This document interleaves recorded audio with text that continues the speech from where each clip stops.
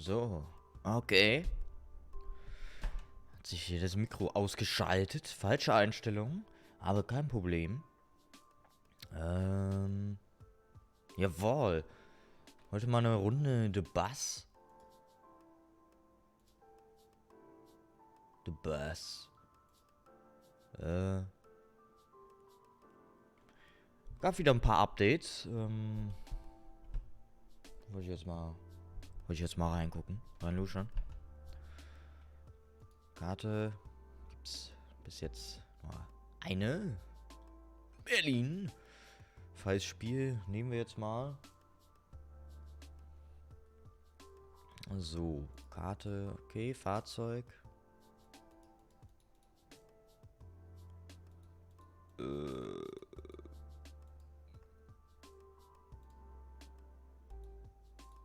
Wir nehmen mal hier einen kurzen Elfmeter, ne?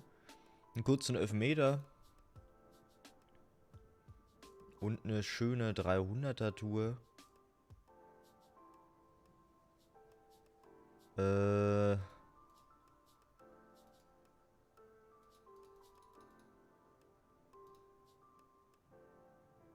Von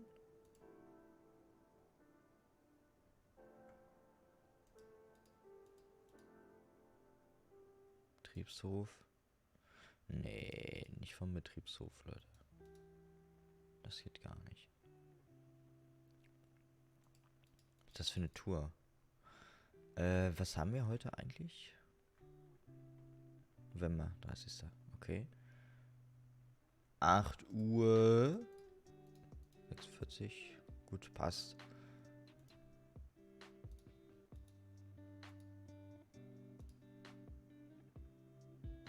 Also wir haben hier die Linie 200.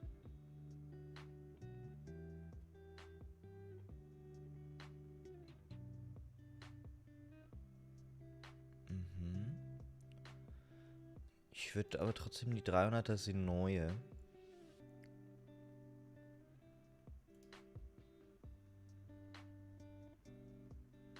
Ich würde sagen, wir starten von der Warschauer Straße aus.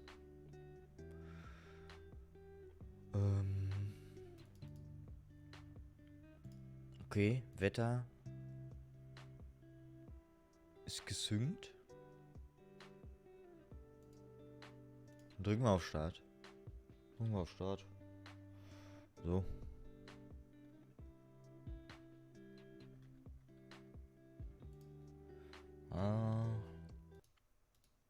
Was geht mir gerade auf den Sack?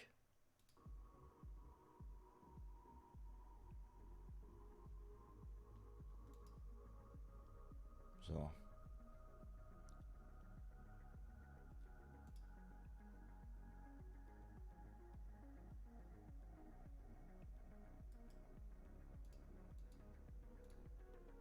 Okay.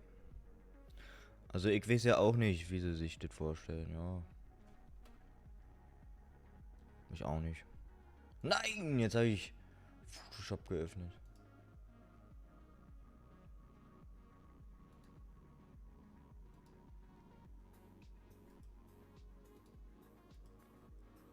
Moment, Task Manager.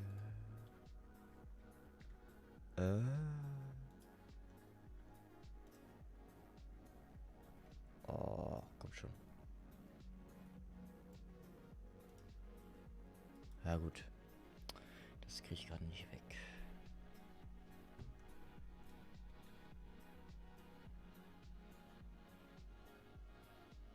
Läuft das Spiel noch oder hat sich das aufgehangen?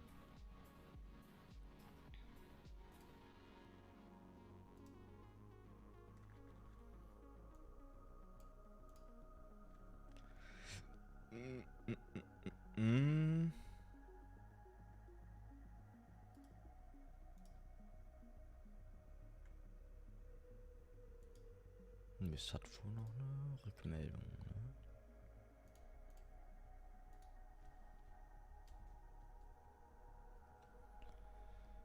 Ich weiß auch nicht.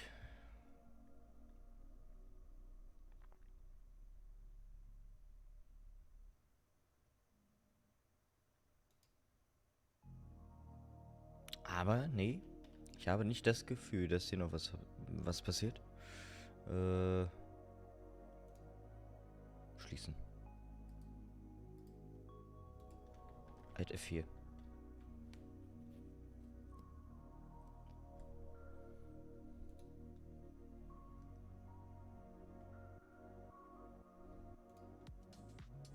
Das gibt es nicht.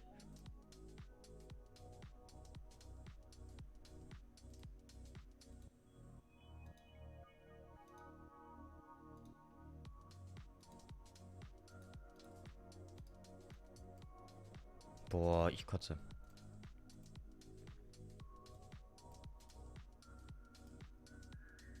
So, hier Task beenden.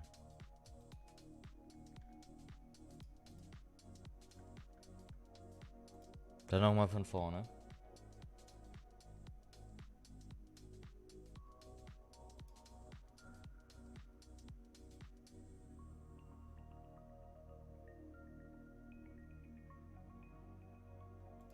Einmal soll es funktionieren. Einmal.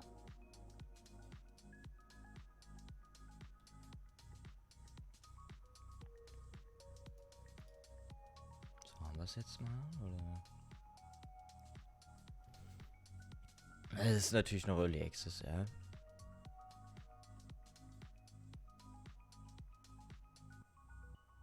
Darf man nicht vergessen.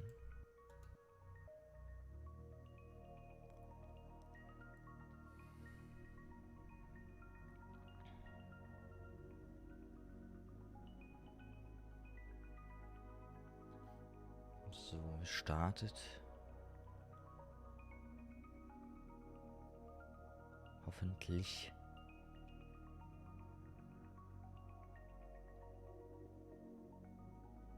Ich sehe noch nichts.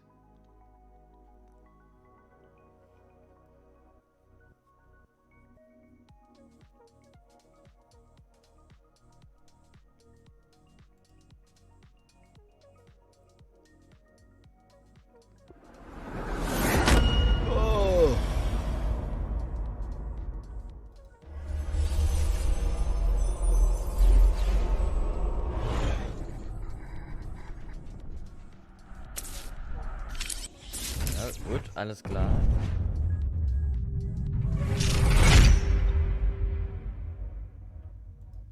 Ja, das ist nicht laut, kein Problem.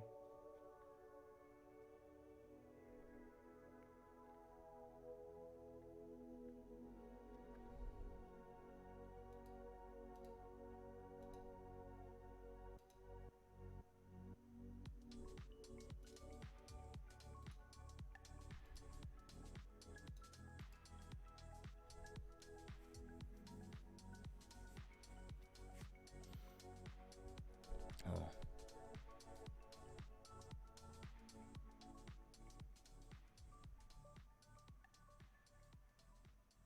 Loading.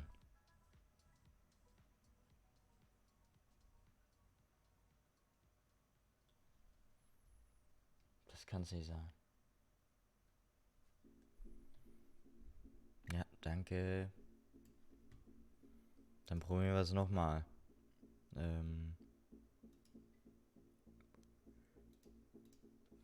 Start.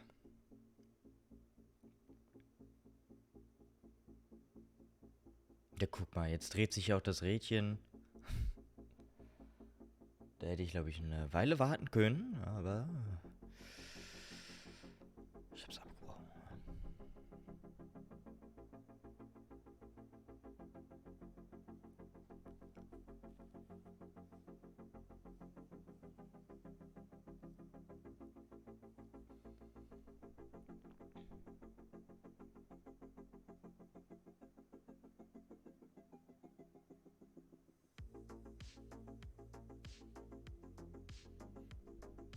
So, dann wollen wir mal die City unsicher machen. Mit unserem Busfahrer-Skills. Neutraler Gang, niemals vergessen, auf keinen Fall.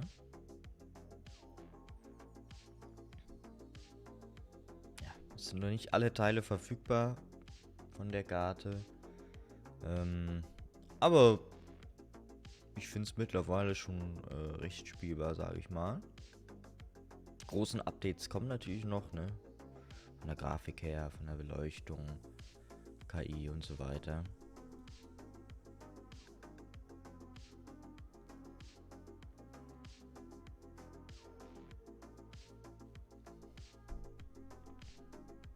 Aber ich finde es auf jeden Fall ein interessantes Projekt. Ne?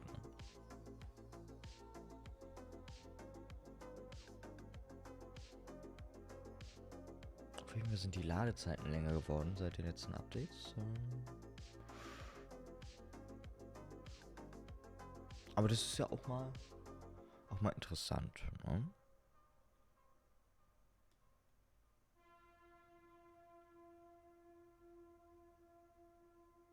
Hier sehen wir Berlin-Tegel. Gibt es nicht mehr. DML-Studios.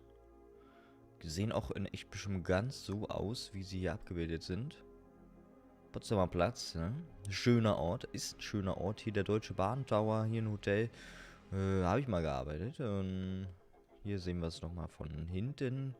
Fernsehturm. Hier ist der Deutsche Bahn Tower. Sony-Sender. Hier hinten Reichstag, ne?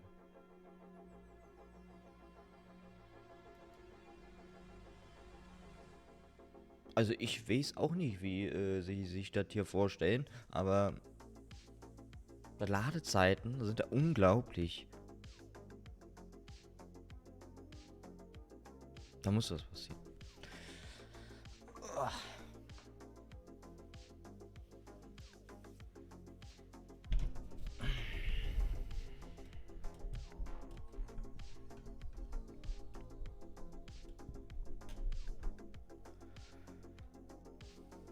Also jetzt haben wir schon 16 Minuten nichts gemacht.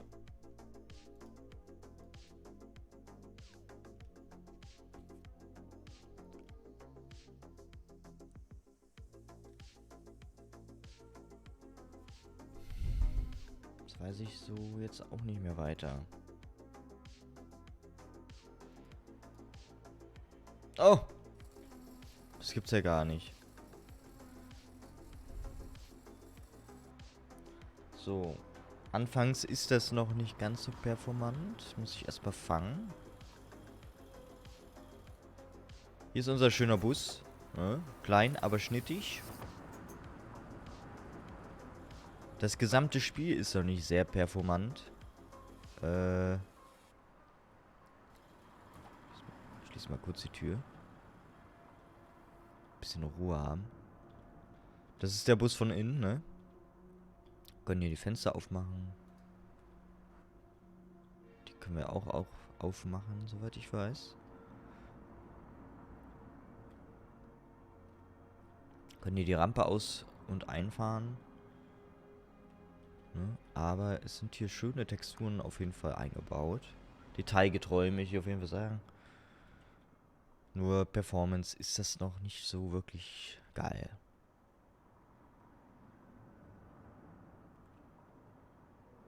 So.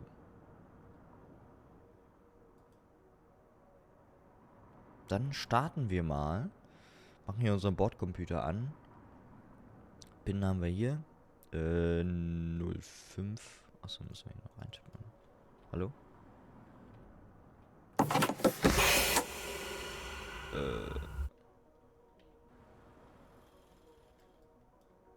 Okay.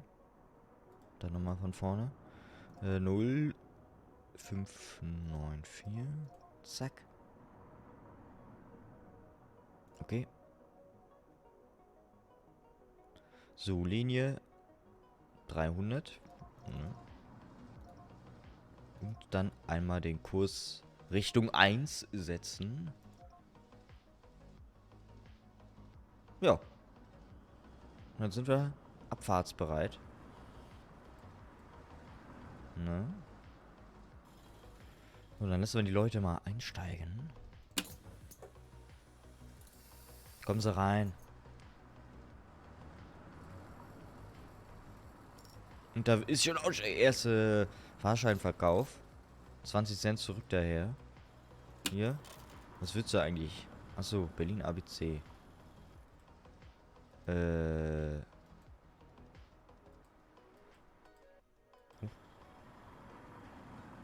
Wo ist denn meine Fahrscheinübersicht? Ah. Einzel. Ne? Hat bar bezahlt. Hier, bitteschön.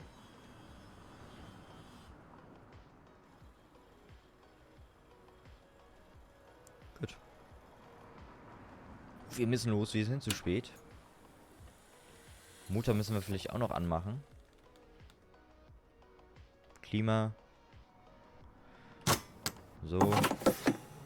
Und Abfahrt.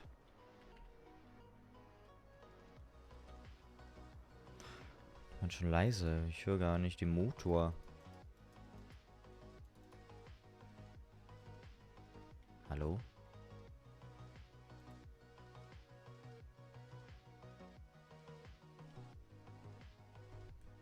Och nö. Bitte nicht. Bitte nicht. Nee.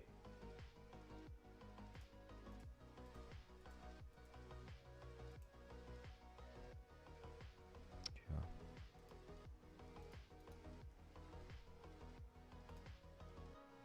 Jetzt geht's wieder. Also.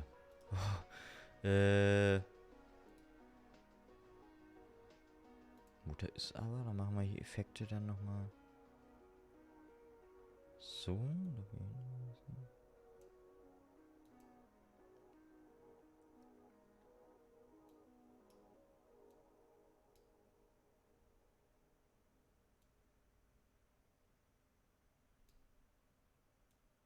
Blinker auf volle Pulle anwenden. So. Los geht's. Ein schöner Rewe. Dann die Mercedes-Benz Arena, ehemals U2 World. Oder U2 Arena. Da haben wir eine schöne Baustelle, ne?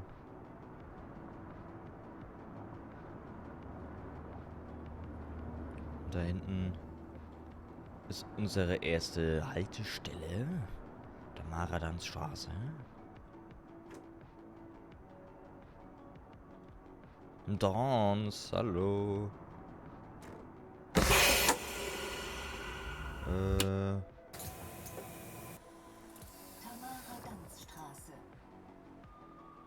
Der zoomt immer automatisch überall ran. Ich bin ein bisschen auf den Sack. Was sind denn hier schon die...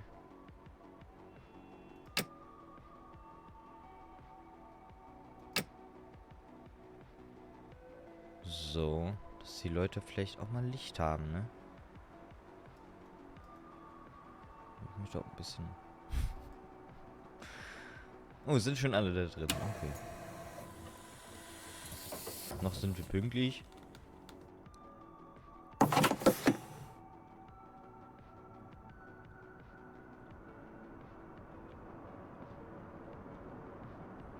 Ja, was können wir hier noch alles? Kneeling.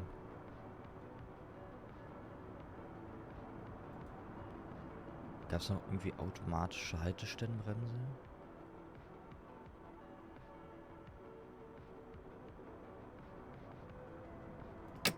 Das machen wir auf jeden Fall noch ein. Naja.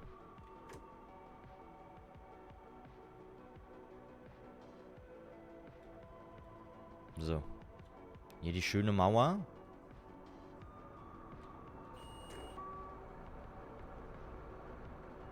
Das Wahrzeichen von David Hasselhoff. Ah, natürlich Stau.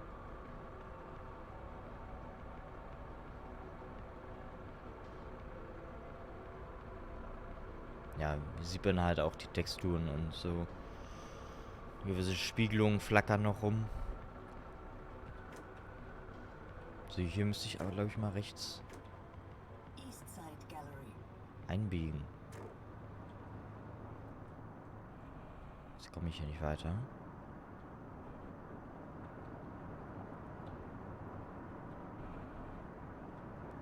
Ja, ein bisschen zu spät jetzt. Das ruckelt halt hin und wieder echt noch ziemlich oft.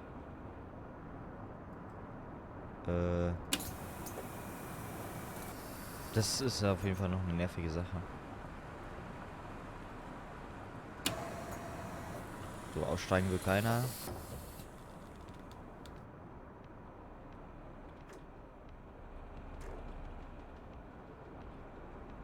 Rot bedeutet rot. Ja, ganz klar. Rummelsburger Platz. Wie weit ist die entfernt, die Haltestelle?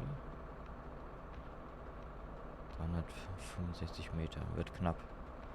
Nicht, dass wir die Zeit noch einholen.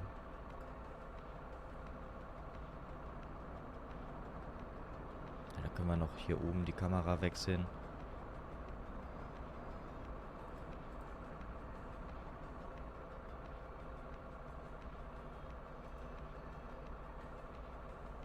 Und grün, let's go. Abfahrt.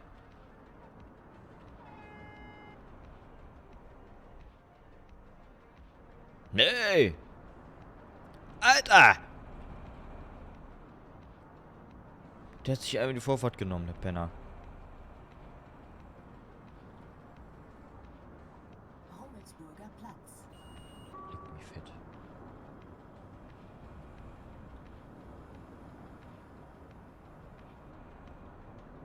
Komm, hier ist 50, du Otto.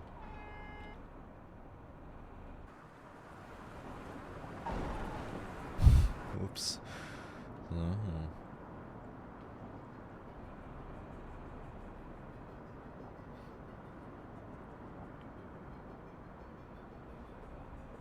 Na komm schon.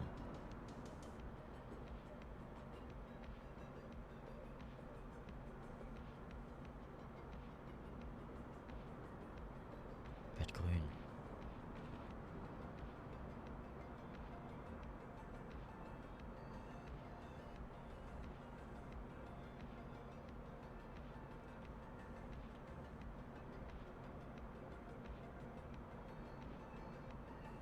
Na los.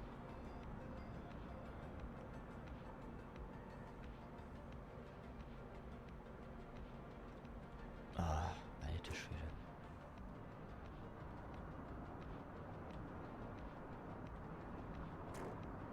So, Hallöchen. Ich glaube, hier wollte sogar jemand aussteigen. Ja. 24-Stunden-Karte, gerne. Hier erstmal 20 Cent. Zurück, hier wird schön. Wie ein anderes Ticket. Ach so.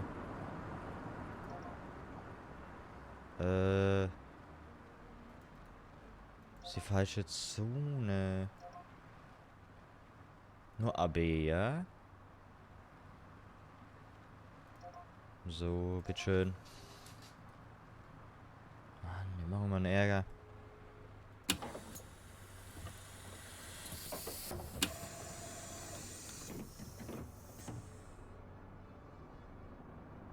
Okay. So, ich muss raus hier. Da steht sogar was auf der Anzeige. Oh! Ja. Ups.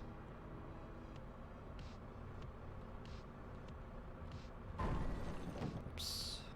Wie war... Ah, so. Yep.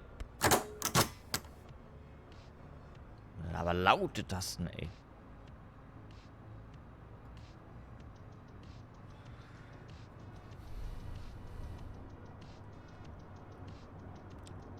Boah, ist der ekelhaft hier. Die fahren einfach rein. Nicht mit mir, Freund.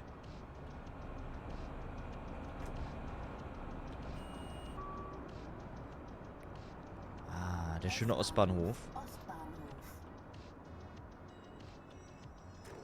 Ist auch ein relativ schöner Bahnhof, Entschuldigung.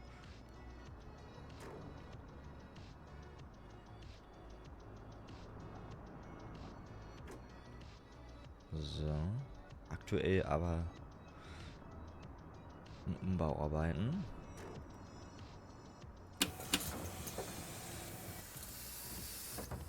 Moin. So, wir haben 1 Minute Verspätung drin. Das kriegen wir wieder rein. Ich soll nochmal Blinker setzen, ne? Wäre ganz ratsam.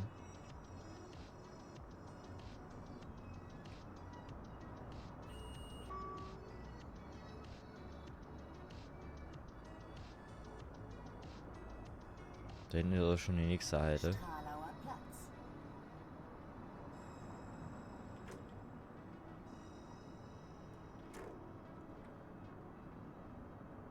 So. Moin.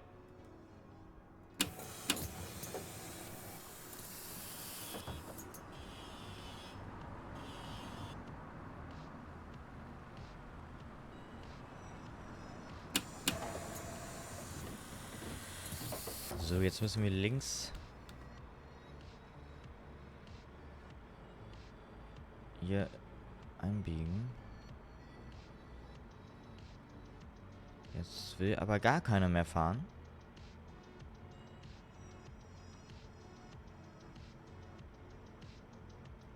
Auch gut.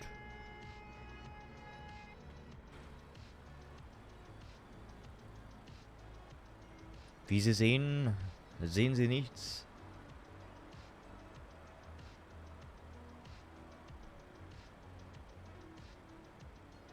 Aber hier fährt auch gar keiner, ne? Ach doch, da hinten.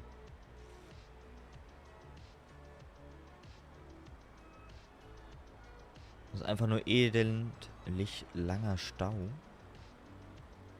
Das kann's doch nicht sein, Alter. Ist das Stausimulator oder was? Wie lange soll ich denn da warten?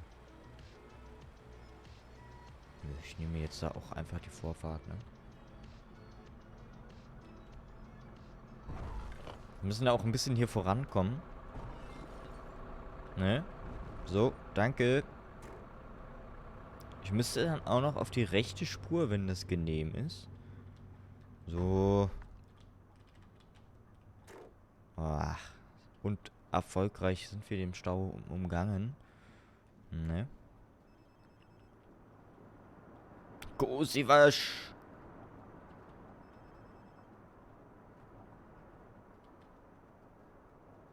Ja, wir fahren ein bisschen zu schnell, aber das ist kein Problem.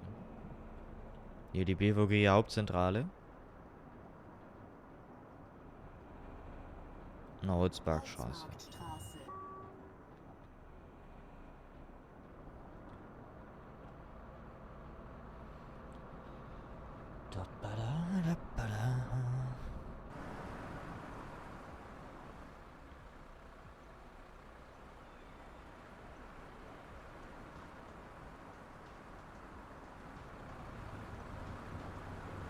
Sieht auf jeden Fall schon mal ganz cool aus, so.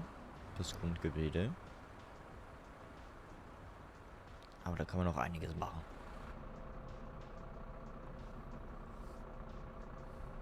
Allein das hier. Das muss weg. Das geht gar nicht. So, oh Gott. Fahr bitte nicht so Auto.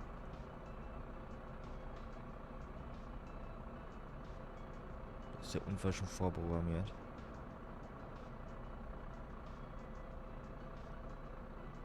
Ist auch relativ viel bedienbar. Nachtmodus, Tagmodus, Einstellungen, bla bla bla.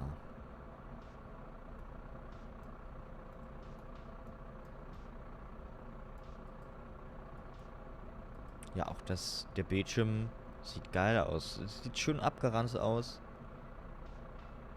Ne? So, aber das sieht man alles erst, wenn man näher ranzoomt.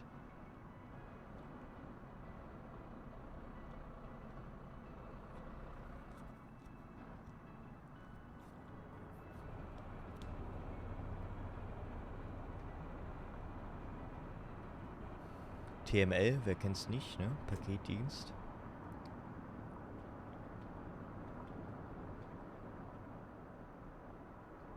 So, will jemand aussteigen? Ja.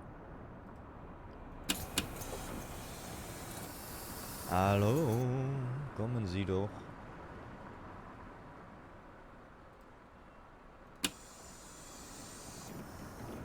Aber jetzt mal flott.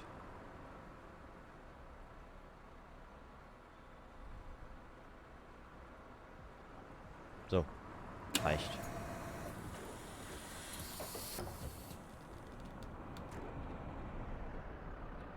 Ja, okay, dann...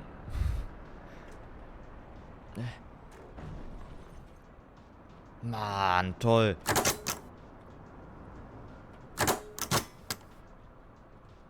Benner.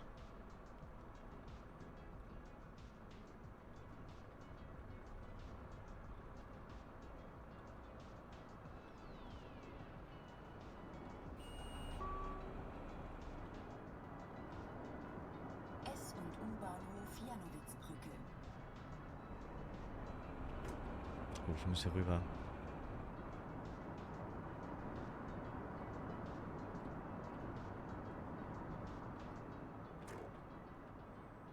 So.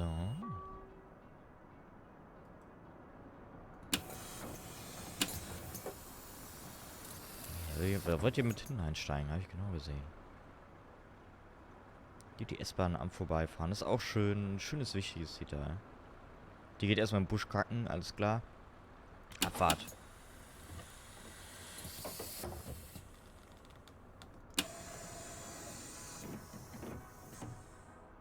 So, ups.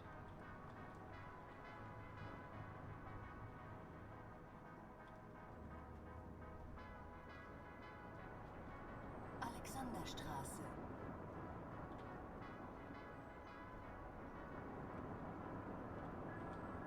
Ja.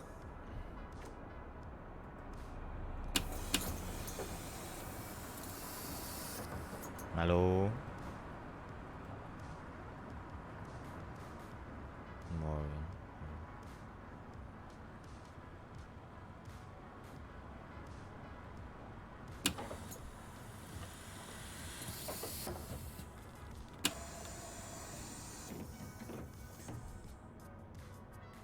So. Dann da hinten haben wir das Parken. Und das Alexa Einkaufszentrum.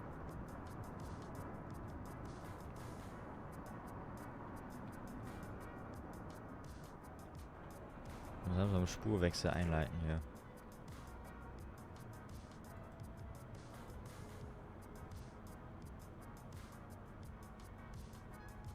Das ist nur so ein Radio, da kann man einschalten.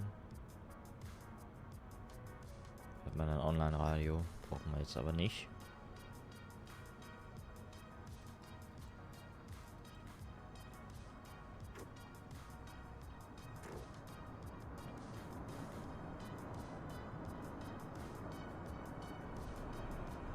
S- und U-Bahnhof Alexanderplatz, Grüner Straße. So, hier ist noch ein Planetarium. Ups.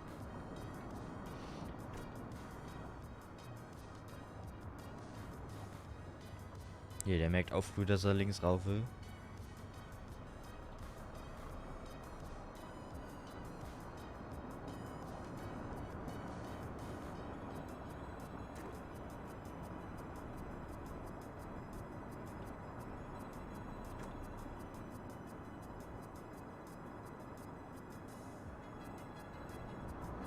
So.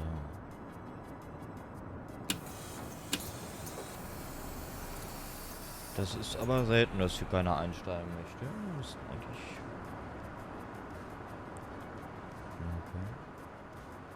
Bisschen Werbung.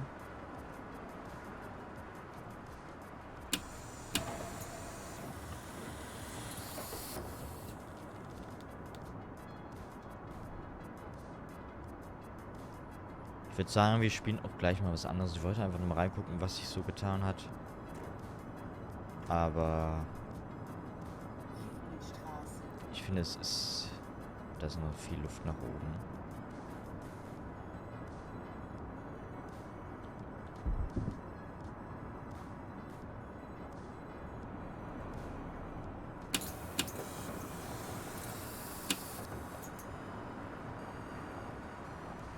Können ja hier nochmal kurz ein bisschen Geister fahren und ein bisschen hier durch die Stadt düsen.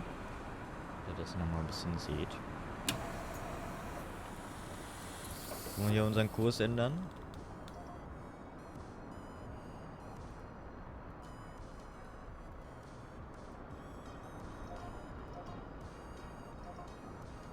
Razzia. So.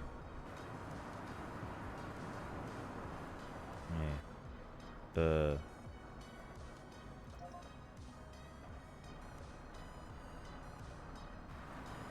Steht immer noch 300 dran.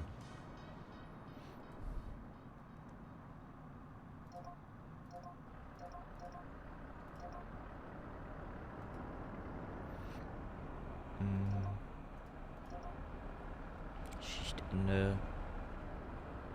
Drucker.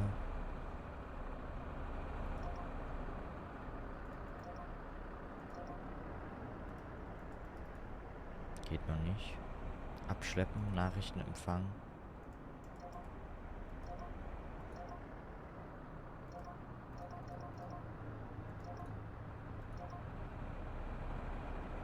Okay, alles klar.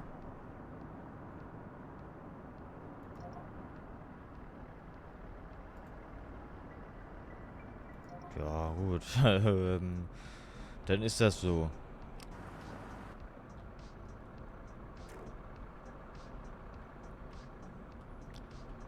Versuche ich hier nochmal ein bisschen durchzudüsen.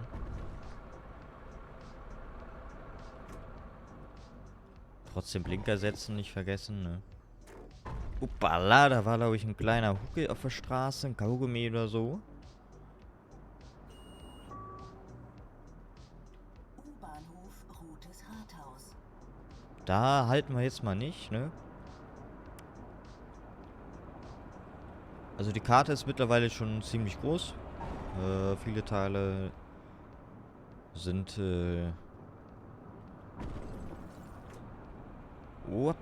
schon freigeschaltet. Aber da ist auf jeden Fall noch nicht alles dabei. Das ganze Berlin-Netz, sag ich mal.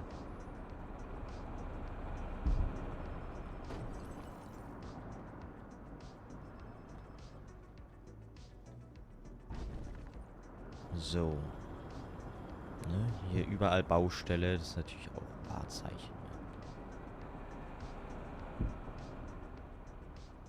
Kann ich euch nochmal die Karte zeigen. Das ist, was man mittlerweile so befahren kann. Also hier alles diese Striche-Linien. Es geht hier einmal rüber. Pankow, Mitte. Und ein bisschen nach links. Da ist der Flughafen, so glaube ich, irgendwie. Und hier unten halt, ne? Gut. Suchen wir uns einen schönen Parkplatz, würde ich sagen. Ups. Yep. So, hier ist doch schön. Parkbremse. Die Fahrt endet hier. Bitte alle aussteigen. Ja, einmal durchlüften. Stinkt's drin. Widerlich. Können wir hier vielleicht noch, hier, Luke öffnen. Und jetzt seht ihr hier oben, das ist jetzt offen.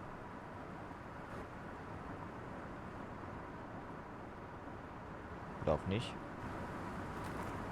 Doch. Das sieht nur von innen geschlossen aus. Ja, da guckst du, ne?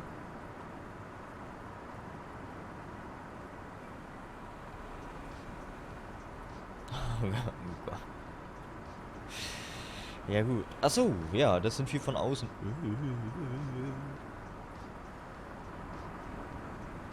Können natürlich auch einfach Fußgänger hier spielen und durch die ganze Stadt laufen. Nehmen Sie sich mit. Hier zum Beispiel uns hinsetzen im Baum. Können auch uns das Tempo anpassen. Und einfach mal ein bisschen entschleunigen.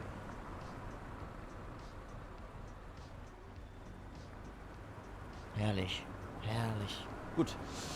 Dann machen wir hier den totalen Abbruch. Und eine kurze Pause. Bis gleich.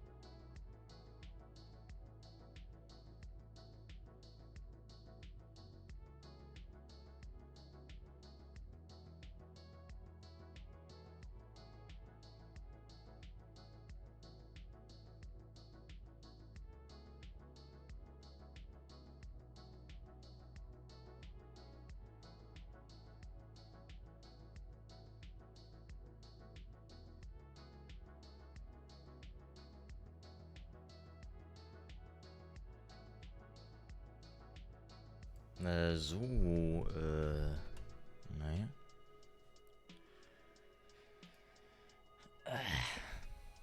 Alles klar.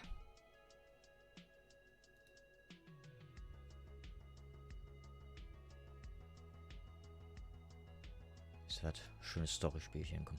Game.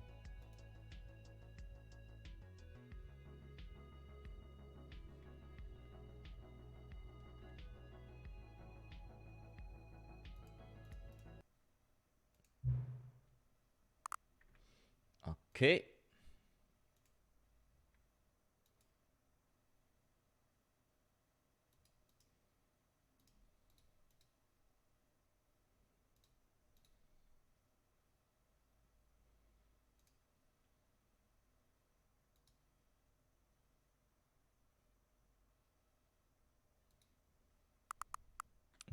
Deutsch.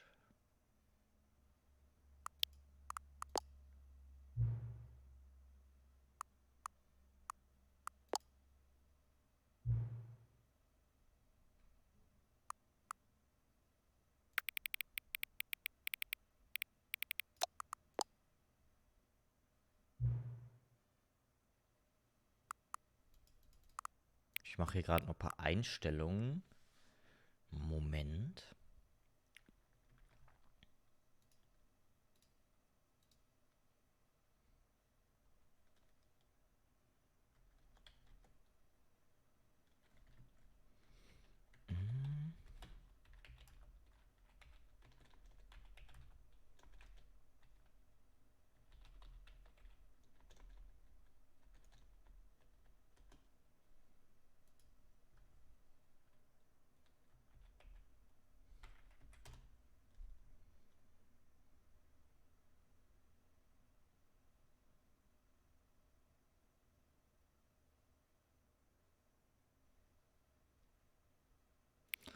So, was Uhrzeit einstellen? Okay.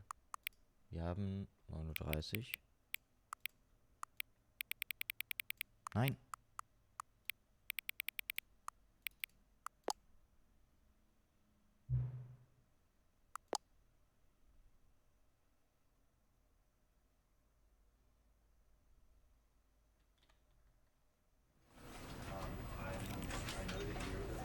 So.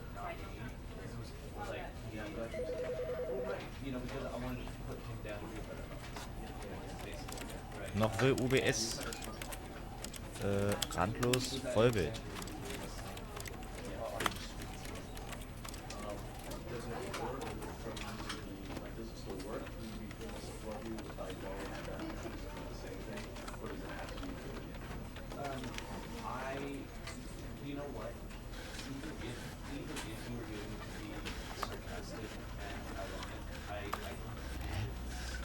Jetzt haben wir es.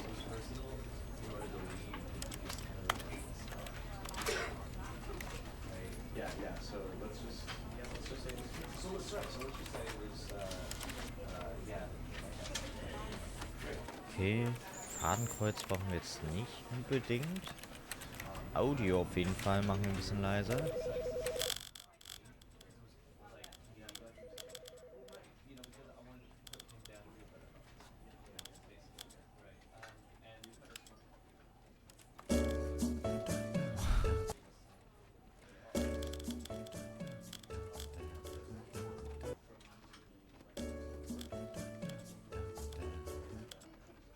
Äh.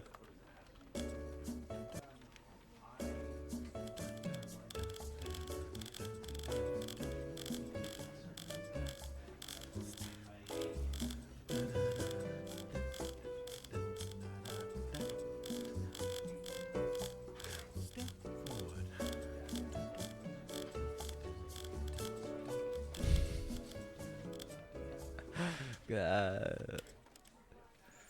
This is the story of a man named Stanley. This is the story of a man named Stanley. This is the story of a man named Stanley. This is the story of a man named...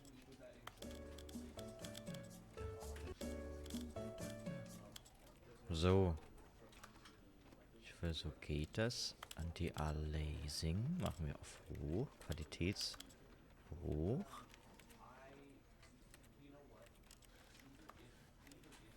Okay. Hier mal Spiel ändern.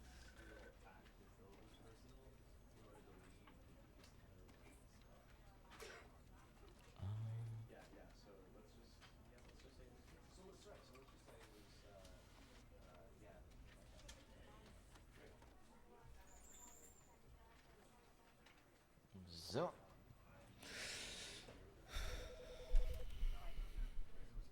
Okay. Ich hatte es schon mal gespielt. Aber der Ultra Deluxe jetzt noch nicht. Es ist quasi einfach nochmal sehr viel dazugekommen an Verbesserungen. Ich würde sagen, wir fangen einfach an. Neue Enden. Ich denke, den meisten ist es ein Begriff.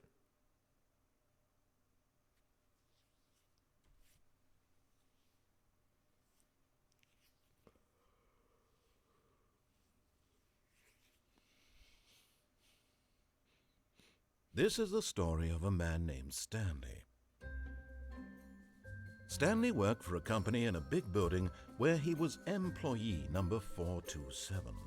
Employee number 427's job was simple. He sat at his desk in room 427 and he pushed buttons on a keyboard. Orders came to him through a monitor on his desk, telling him what buttons to push, how long to push them, and in what order. This is what employee 427 did every day of every month of every year. And although others might have considered it soul-rending, Stanley relished every moment that the orders came in, as though he had been made exactly for this job. And Stanley was happy. And then one day, something very peculiar happened. Something that would forever change Stanley. Something he would never quite forget. He had been at his desk for nearly an hour when he realized that not one single order had arrived on the monitor for him to follow. Kann nicht No sein. one had showed up to give him instructions, call a meeting, or even say hi. Never in all his years at the company had this happened, this complete isolation. Something was very clearly wrong. Shocked, frozen solid, Stanley found himself unable to move for the longest time. But as he came to his wits and regained his senses, he got up from his desk and stepped out of his office. Da sind wir schon drin. Da sind wir schon drin. Okay.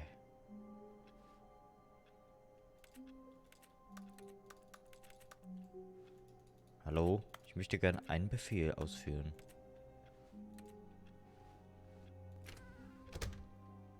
Hey. Einfach hinter uns verschlossen. All of his co-workers were gone. What could it mean? Stanley decided to go to the meeting room. Perhaps he had simply missed a memo. No matter how hard Stanley looked, he couldn't find a trace of his co-workers.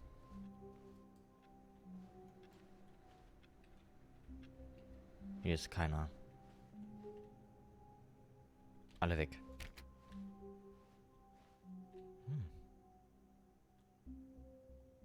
Kunst.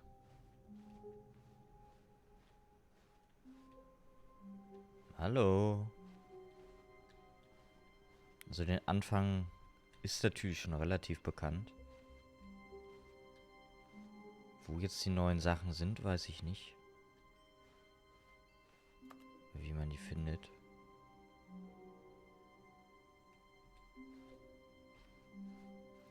When Stanley came to a set of 2 open doors, he entered the door on his left. Ich würde ganz zurückgehen.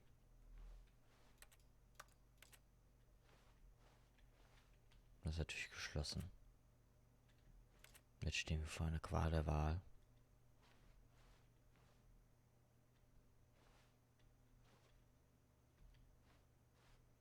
Links oder rechts? Ich würde es erstmal so machen, wie es mir vorgeschrieben wird.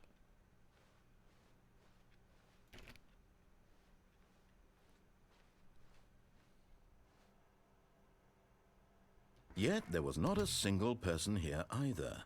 Feeling a wave of disbelief, Stanley decided to go up to his boss's office, hoping he might find an answer there. Ja, hier schöne Tortendiagramme, ne?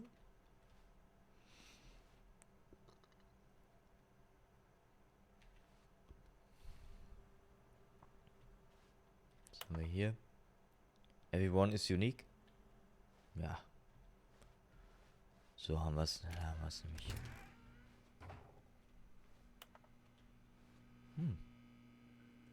Stanley stepped into the broom closet, but there was nothing here, so he turned around and got back on track. Sicher, dass hier nichts ist? There was nothing here. No choice to make, no path to follow, just an empty broom closet. No reason to still be here. Ich mag die Soundkulisse auf jeden Fall.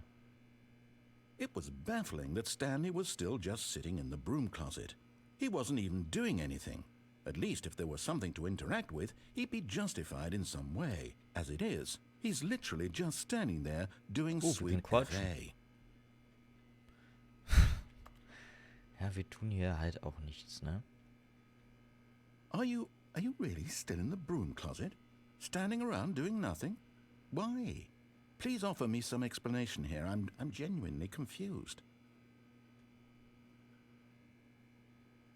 Ist doch schön hier. You do realize there's no choice or anything in here, right? If I'd said Stanley walked past the broom closet, at least you would have had a reason for exploring it to find out. But it didn't even occur to me because literally this closet is of absolutely no significance to the story whatsoever. I never would have thought to mention it. Oh, wir können mit rechter Maustaste Maybe laufen. to you this is somehow its own branching path. Maybe when you go talk about this with your friends, you'll say, "Oh, did you get the broom closet ending? The broom closet ending was my favorite." I hope your friends find this concerning.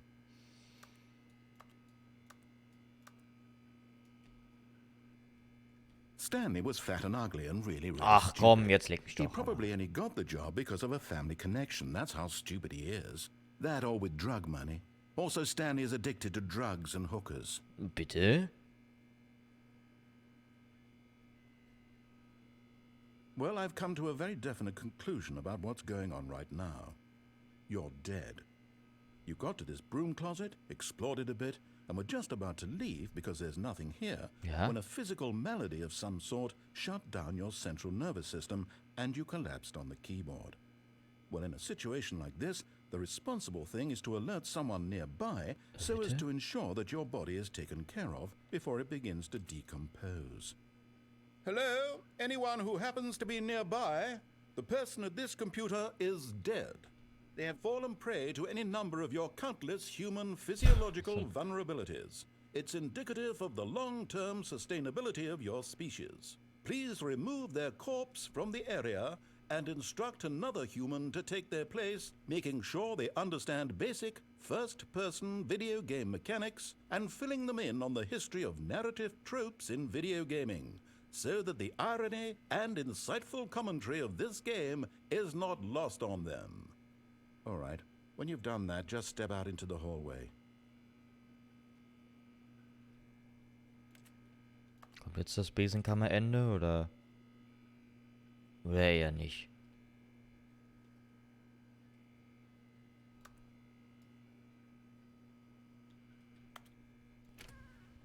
Ah, second player. It's good to have you on board. I guarantee you can't do any worse than the person who came before you. You too? Unbelievable. I'm at the mercy of an entire species of invalids.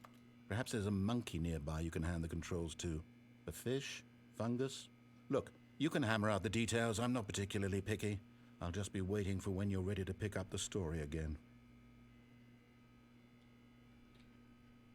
Ja, also ich finde es hier ganz schön. Ist sehr hell, ne?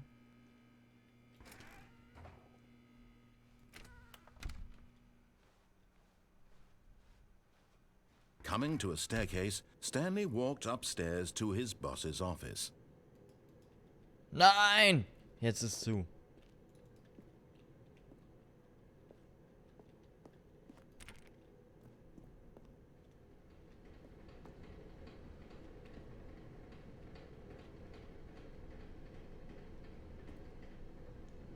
Na gut. Okay. Das ist kein Problem.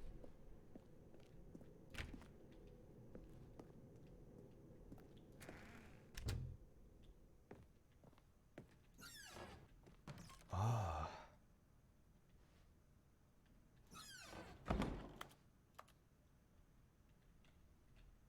Geil.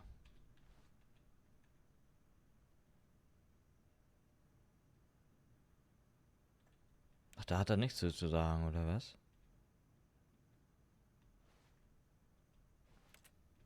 Handseife brauchen wir nicht. Schönes großes Fenster auf jeden Fall, gefällt mir, ne? So, da ist der Flur, okay. Hallöchen. Zoomen können wir nicht, ne? Nein. Auch geschlossen. Stepping into his manager's office, Stanley was once again stunned to discover not an indication of any human life. Shocked, unraveled, Stanley wondered in disbelief who orchestrated this, what dark secret was being held from him. What he could not have known was that the keypad behind the boss's desk guarded the terrible truth that his boss had been keeping from him. And so the boss had assigned it an extra secret PIN number. 2845. But of course, Stanley couldn't possibly have known this. Kenn ich nicht, weiß ich nicht. Würde ja gern mal... Okay, das ist hier nicht irgendwie so Geheimtür, oder? Stanley just sat around twiddling his thumbs. Trying to input anything on the device was useless, since he could never possibly know that the combination was 2845. Ja, 2845. 2845. Okay.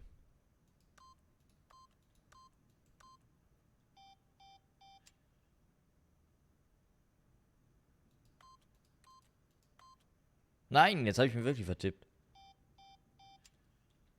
Forgot, but it turns out that the panel's emergency override kicked in, and Was? the door just opened all by itself. And Stanley got the hell along with the story. Well, whoop-de-doo. Ja, okay.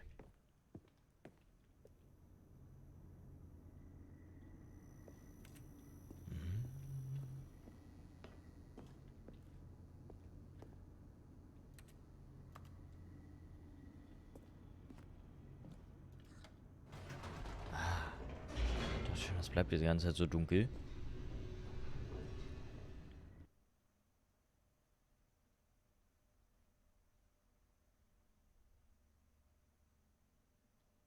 Okay.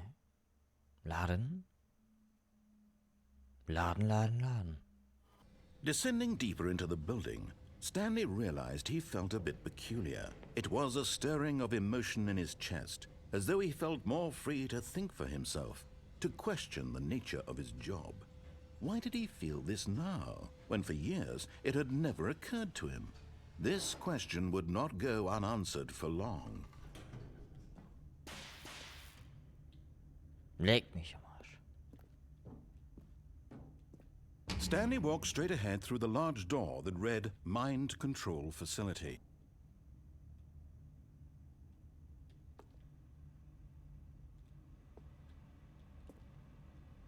Escape. Although this passageway had the word escape written on it, the truth was that at the end of this hall, Stanley would meet his violent death. But of course, Stanley thought better of it and realized he simply had too much to live for. So, da haben wir es nämlich.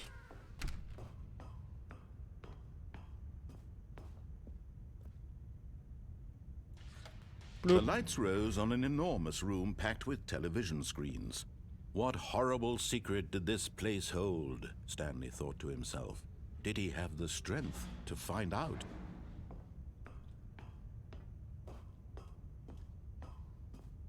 Weiß ich nicht. Now the monitors jumped to life, their true nature revealed. Each bore the number of an employee in the building, Stanley's co-workers. The lives of so many individuals reduced to images on a screen, and Stanley, one of them, eternally monitored in this place where freedom meant nothing. Oh, gefeuert? Was ist denn mit 2, 3, 4? Ach, das sind 4, oder? Waren das 4? Urgent? Oh Gott. Employees should never, under any circumstance... Gut, da fehlt der Rest. Observation-Protokoll. Schön.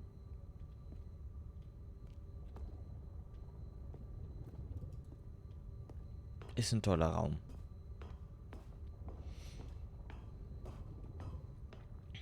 Kann man nichts gegen sagen.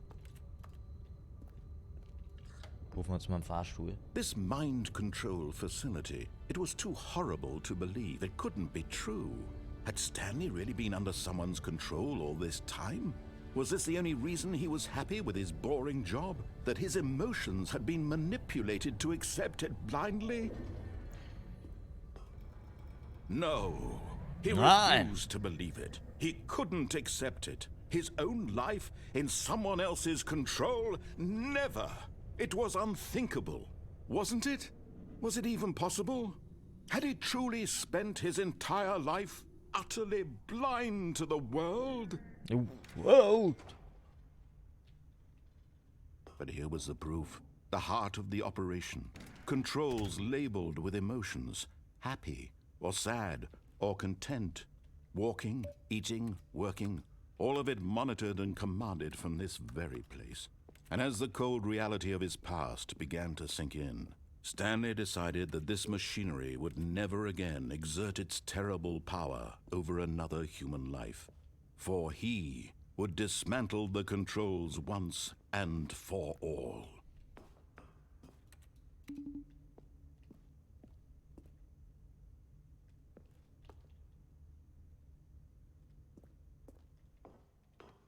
Hallo.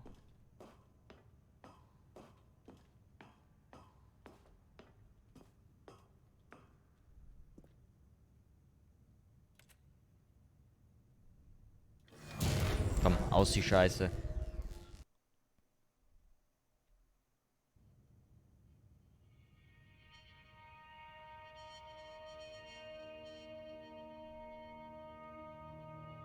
Blackness and a rising chill of uncertainty. Was it over? Yes. He had won. He had defeated the machine, unshackled himself from someone else's command. Freedom was mere moments away.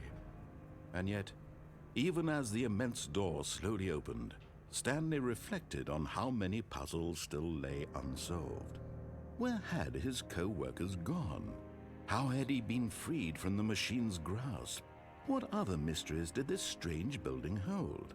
But as sunlight streamed into the chamber, he realized none of this mattered to him, for it was not knowledge or even power that he had been seeking, but happiness. Perhaps his goal had not been to understand, but to let go.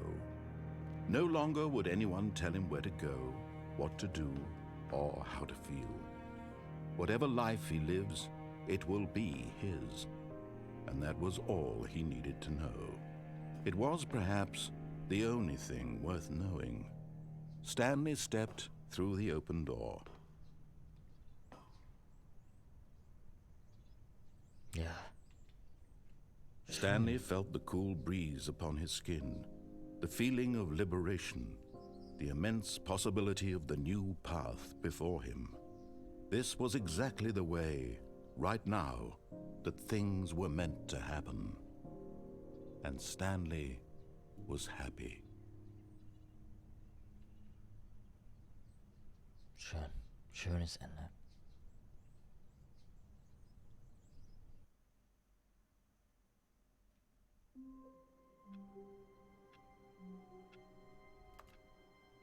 Oder doch nicht. All of his co-workers were gone. What could it mean? Stanley decided to go to the meeting room. Perhaps he had simply missed a memo.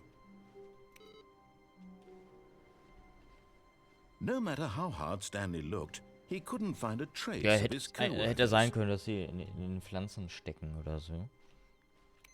Ich mach jetzt mal die Computer aus.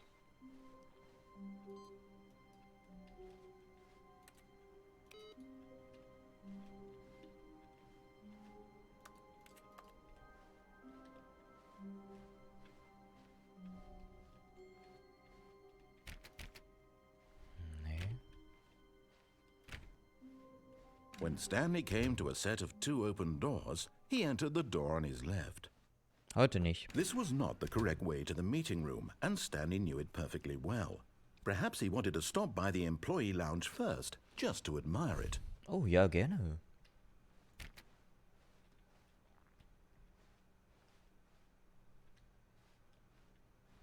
Ah, yes, truly a room worth admiring. It had really been worth the detour after all, just to spend a few moments here in this immaculate, beautifully constructed room. Stanley simply stood here, drinking it all in. Ah, Drecksing. Kaputt. Yes, really, really worth it being here in the room. A room so utterly captivating that even though all your co-workers have mysteriously vanished, here you sit looking at these chairs and some paintings. Really worth it. Du, das ist aber wirklich ein gutes Gemälde.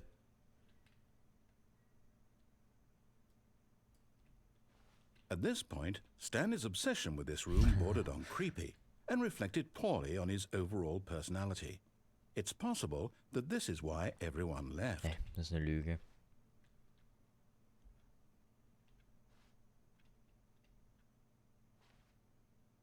Stanley sat around waiting for more dialogue, but when a long time had passed and there was no more, he decided that the game was trying to send him a message. Okay.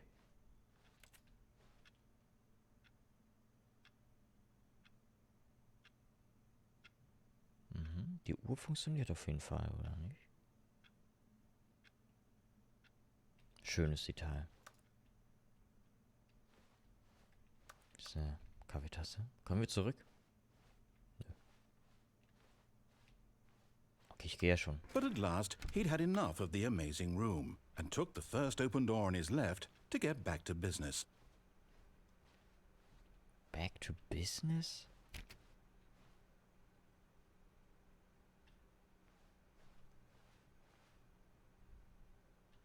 And so he detoured through the maintenance section, walked straight ahead to the opposite door, and got back on track.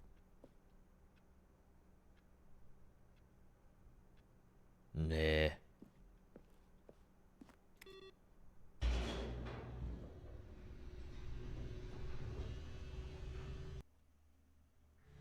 But Stanley didn't want to go back to the office.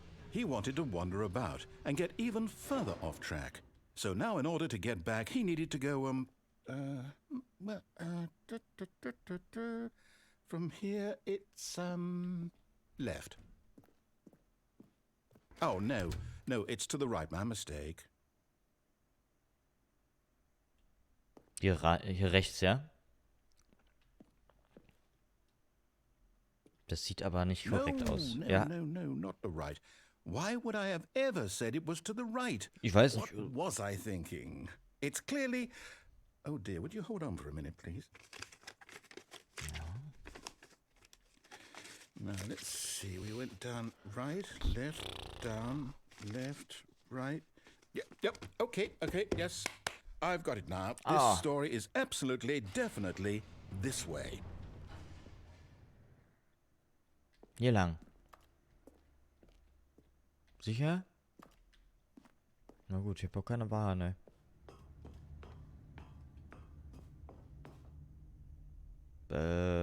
No. This isn't right at all. You're not supposed to be here yet. This is all a spoiler. Quick, Stanley, close your eyes. Nee, das habe ich doch schon gesehen. Okay. We just have to get back to Da who steht am I was. kidding? It's all rubbish now. The whole story completely unusable. How about, rather than waste my time trying to salvage this nonsense, we'll just restart the game from the beginning. Nee. And this time, suppose we don't wander so far off track, hmm? Okay, from the top. Hey, das ist... Aber ich will mich dagegen wehren. All of his co-workers were gone. What could it mean? Stanley decided to go to the meeting room. Perhaps he had simply missed a memo. Hier gibt's kein Memo.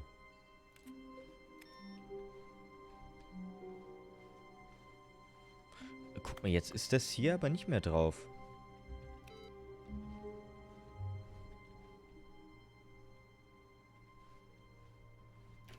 Aber woanders komme ich ja nicht rein, ne?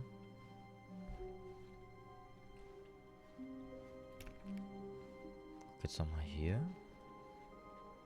Nee. Bei uns am eigenen PC? Da kommen wir ja auch nicht mehr rein, ne? Okay.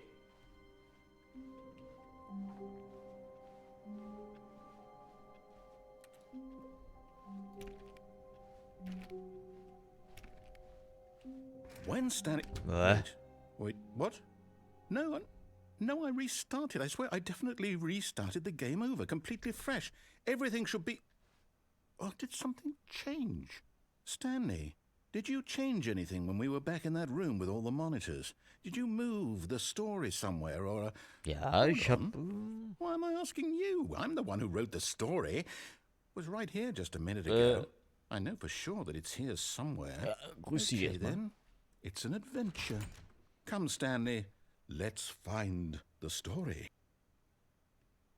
Also hallo nochmal. Das Ziel ist ganz klar unklar und undefiniert. Ja. Das ist nicht vorhanden. Es gibt kein Ziel. Ja. Das gibt es nicht. Ja, hier sind also so schöne Türen. I'll say it. This is the worst adventure I've ever been on. Ach, I can komm. promise you, there definitely was a story here before. Do we need to restart the game again? Well, I find it unlikely that we'll ever progress by starting I over see. and over again, but it's got to be better than this. Okay, let's give it a shot. Why not? Ich wollte doch nur durch die Türen gehen.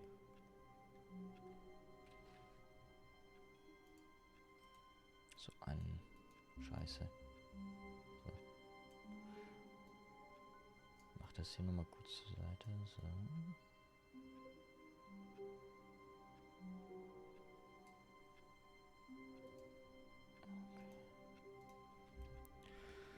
All of his co-workers were gone. What could it mean? Stanley decided to go to the meeting room. Perhaps he had simply missed a memo. Ja, komm. Da glaube ich jetzt auch nicht mehr dran.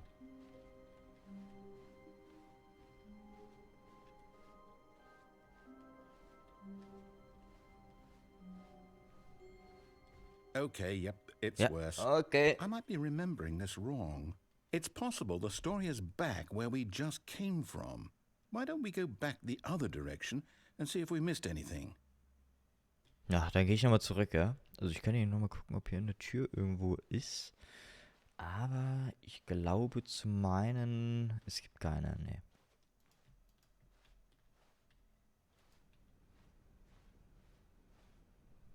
Oh, diese Kaffeetasse.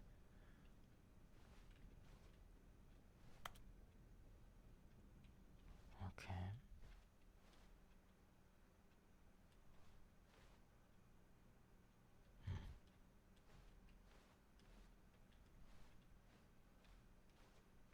Also bis jetzt... Aha! Ja, I gut. knew we'd miss something. The story. Here it comes. Hier kommt sie doch. Hallo, Story. No, wait, never mind. Not the story. Okay, let's head back the other way and retrace our steps.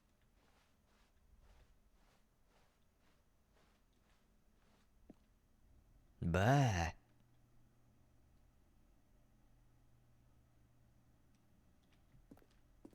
Now this, well, I'll be honest, I don't recognize this place at all.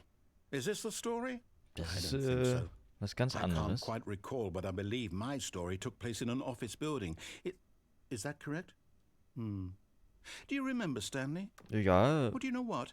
Since I've completely forgotten what we were supposed to be doing, how about this? You win! So, Congratulations! I know you put in Danke. a lot of hard work, and it really paid off. So, good job. Oh, no. No, I don't feel right about this at all.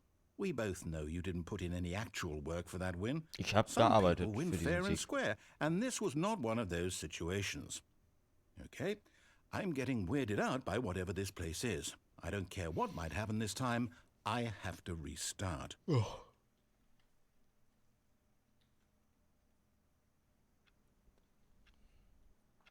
Nee.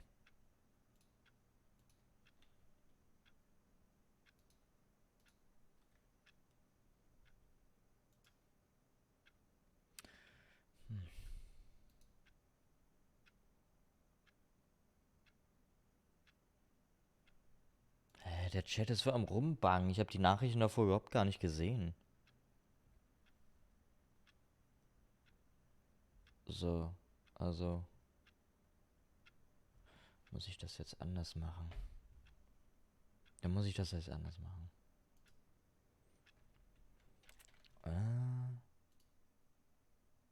So. Wir haben immer noch keinen neuen Befehl, alles All klar. right, I've got a solution. Aber wir haben hier die This time, Lösung. To make sure we don't get lost, I've employed the help of the Stanley Parable Adventure Line. Just follow the line. How simple is that? Ja, es ist very simpel. Den mache ich wieder aus, ne?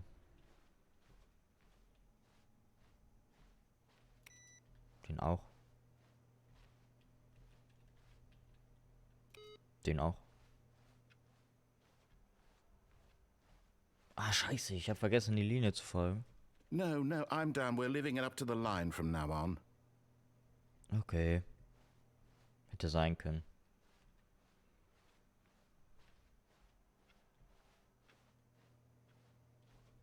Oh. Soll der?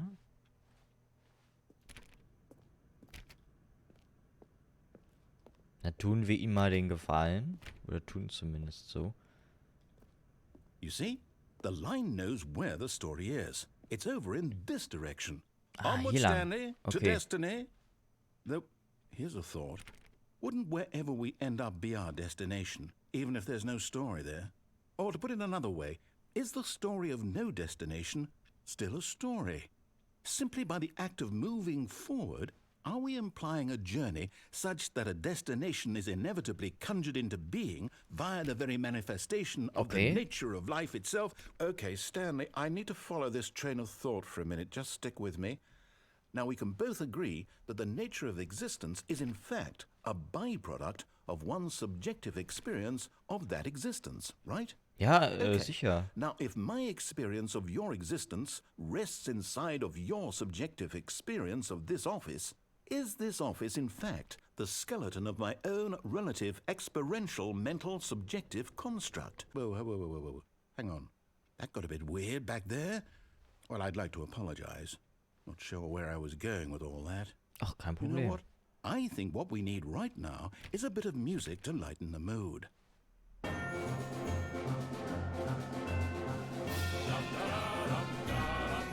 Okay.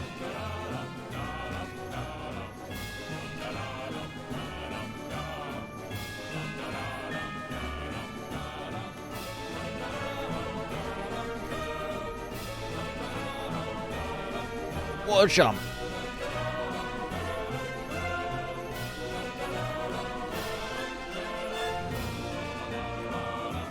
Zack, links, rechts, weißt du.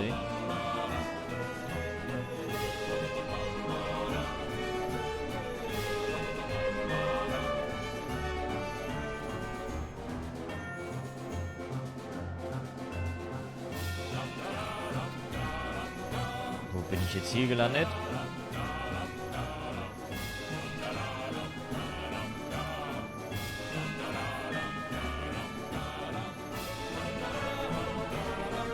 komm, leck mich doch am Arsch.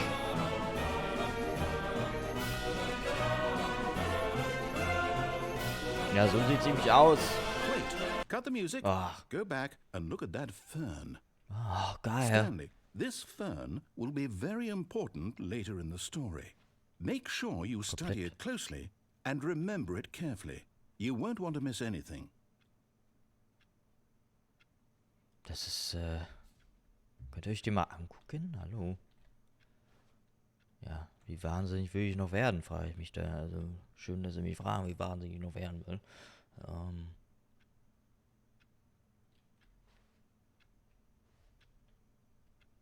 Ich habe ihn mir, glaube ich, eingeprägt jetzt.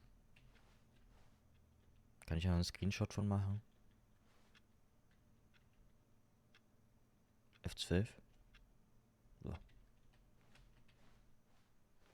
Kann eigentlich nichts schief gehen. Ich mache mir das als Wallpaper. Wait, Dann what? We're back at the office? No. Line, you do know we're looking for the Stanley Parable, right? The story? Is any of this ringing a bell? Linie, bitte.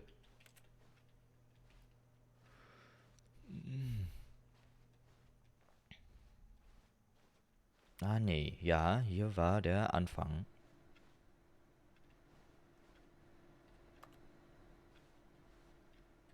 Ach, da waren lauter Geräusche drüber. So. Gut, hier kommen wir nicht weiter.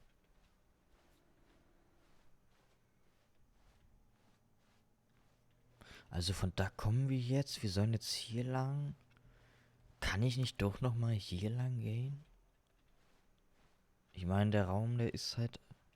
Still missing the doors. Ah, scheiße. Did we make a mistake following the line?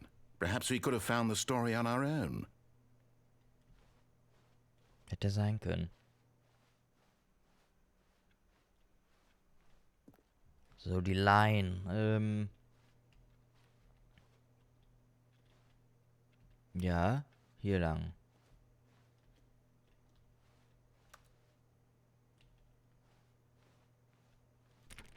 Nee, wird das sein können.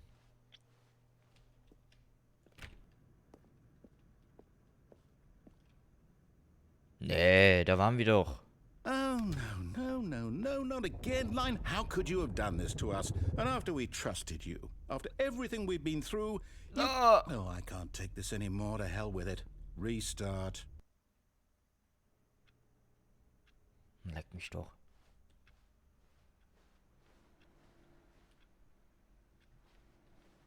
Aus. You know what, Stanley? Ja, I say komm, forget alles the klar. adventure line. What's it ever done for us? We're intelligent people, right? Ja. Why can't we make up our own story? Something exciting, daring, mysterious.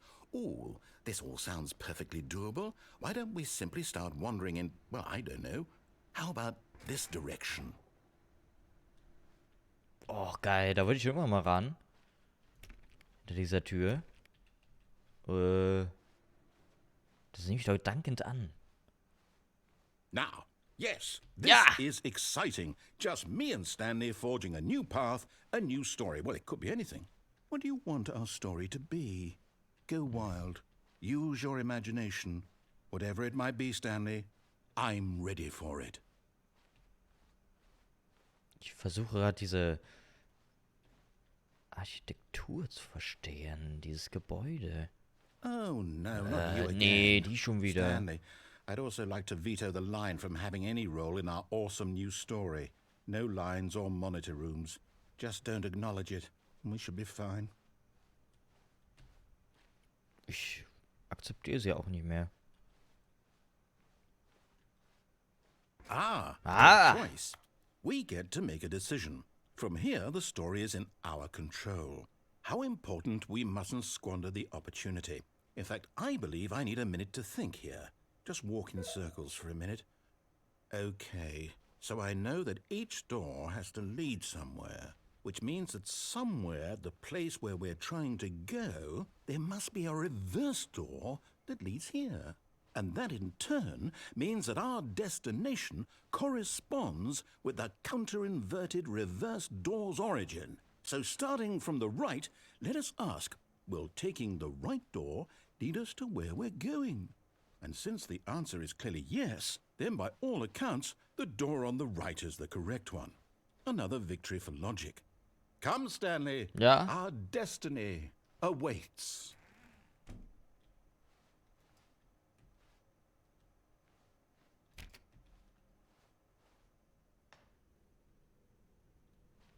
Oh, hold up. What's this? Oh. The confusion ending. You're telling me that's what this is? It's all one giant ending? And we're supposed to restart the game, what, eight times? Nee. That's really how all this goes? It's all determined? So now, according to the schedule, I restart again. Then what? Am I just supposed to forget? Well, what if I don't want to forget? Was ist das My denn? mind goes blank simply because it's written here on this thing, wall. Well, who consulted me? Why don't I get to decide? Why don't I get a say in all of this? Is it really? No, it can't be. I don't want it to be. I don't want the game to keep restarting. I don't want to forget what's going on. I don't want to be trapped like this. I won't restart the game. I won't do it. I won't do it. I won't do it. And the timer stopped? Does that mean, did we do it? Did we break the cycle? Wir sind durch. The, whatever it is that made this schedule? How would we even know? Will someone come for us? Will something happen? So, okay. I guess now we just wait, you know. I suppose in some way that this is a kind of story, wouldn't you agree? I'm not quite sure if we're in the destination or the journey, though they're always saying that life is about the journey and not the destination. So I hope that's where we are right now. We'll find out, won't we? Eventually. Well, in the meantime, if you do...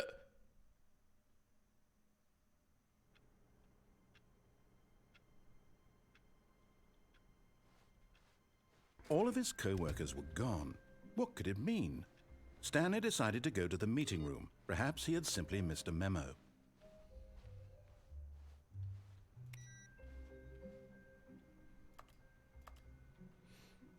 Ja, dann ist ja wieder alles in Ordnung, ne?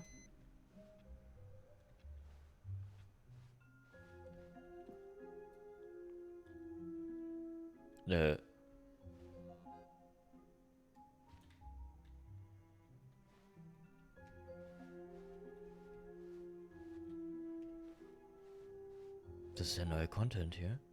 Oh, new content? What does that mean, new content? Ja.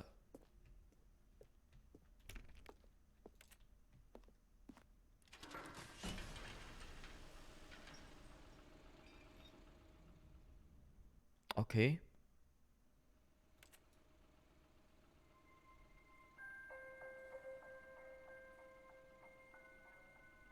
Hello, and thank you for playing the Stanley Parable Ultra Deluxe. As you may know, the Stanley Parable was a video game released in 2013 on home computers. After receiving critical and commercial success, it was expanded upon in 2022 with the Stanley Parable Ultra Deluxe, a reimagining of the game for consoles and home computers. The Stanley Parable Ultra Deluxe features exciting new content that broadens and expands the world of the Stanley Parable, delighting audiences the world over. Yeah. Please, step inside and see what thrilling new adventures await in the Stanley Parable Ultra Deluxe. Oh, well, this sounds delightful. I'm very excited to see the thrilling new Ultra Deluxe content. Ja, geil. Hab ich Bock drauf. Okay, so far it's an elevator. Nothing special yet, but I'm sure it's just the beginning of a mesmerizing adventure.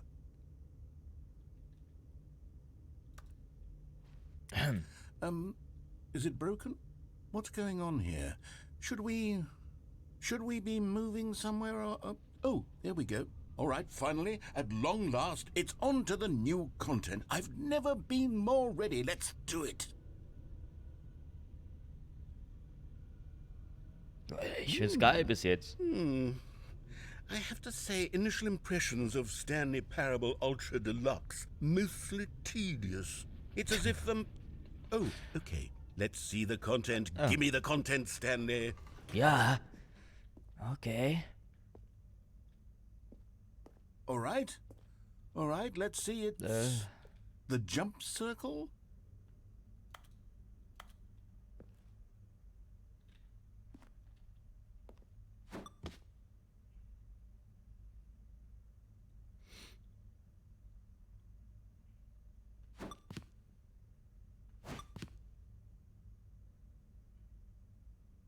Ja, geil.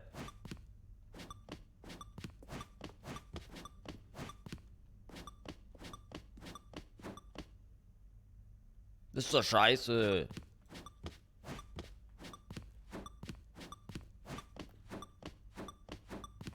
Mach mich auch zum Affen. Ich mach mich zum Affen.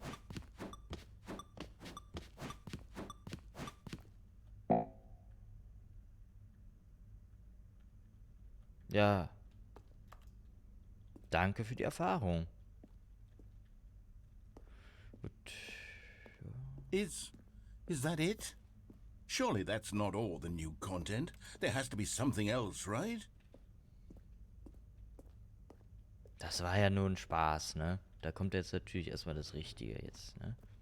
Ah ja, der Aufzug. Goodness. Another elevator. Stanley, I have to say, initial impressions of this game are not positive. It's just elevators and jumping. Is this what passes for exciting new content? If this is new content, then I could just read you the whole dictionary. There's 20 hours of new content right there. Hell, I could count to 30 trillion. You could put that on the box. The Stanley Parable Ultra Deluxe, now with over 1,000 hours of new content. And oh, wait. There's more. Very good. Yes. I knew there had to be something else. Let's see it. Oh. I'm ready for whatever it is. Schön, ja, schöne Umgebung.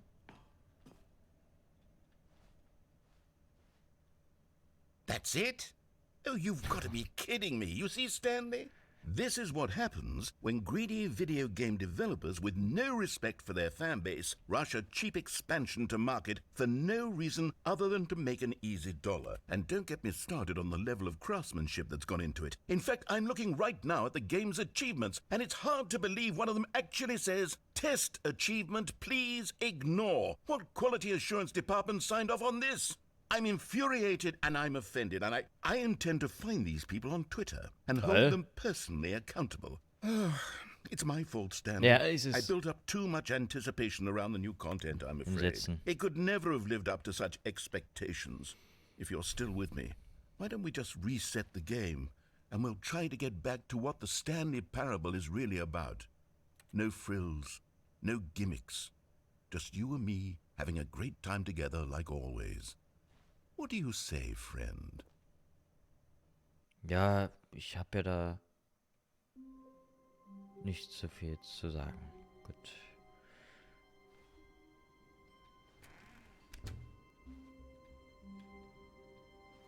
Das ist mein Büro. Das ist mein Büro.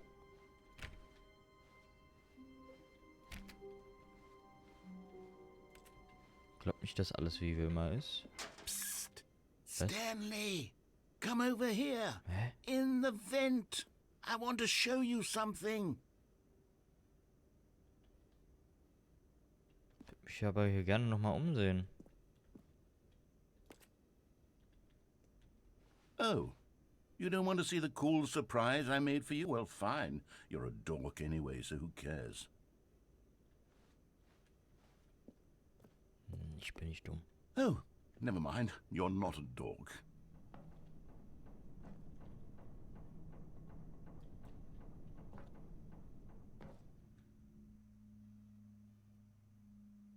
Dann bin ich nicht.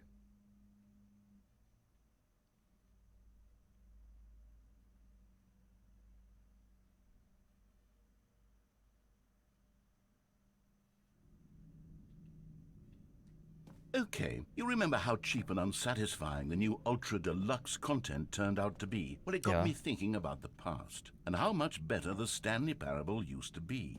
So I made something special and tucked it away here where the game's developers won't find it. Was? Just our little secret. Take a look.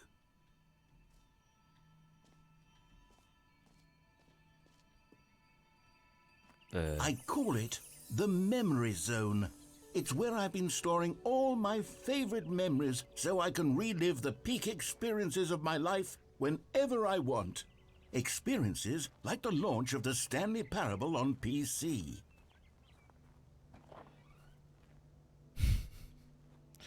Schöne Hütte.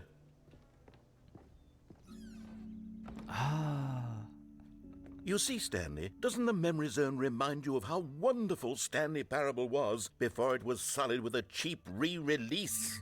Remember back in October of 2013, when the game originally launched? Back then, video games had integrity. Back then, it all meant something. Oh, the waste.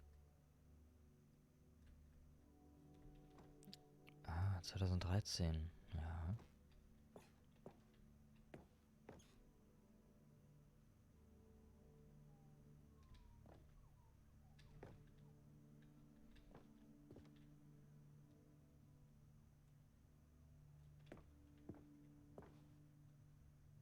Game Award, ja. For The Last of Us.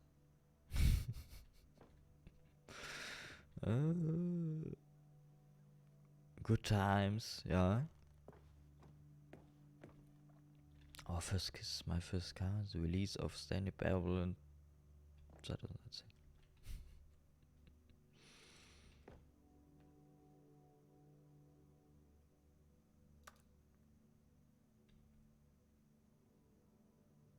Was haben wir hier? Schöne Karten.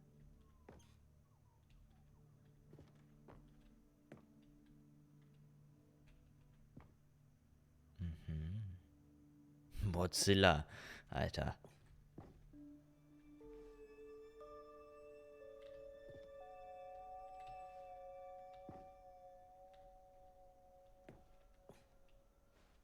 $1.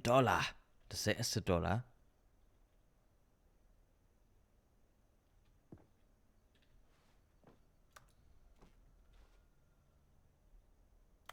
Aha, schön. Oh, kann man hier ins Menü? Ne. Don't play for 5 years. Das sind tatsächlich echte Achievements von der ersten Version des Spiels.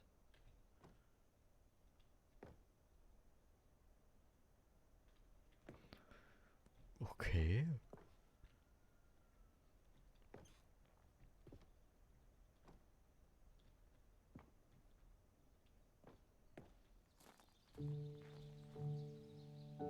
Schöne Gegend hier, ja. Was ist denn hier? Die Liste.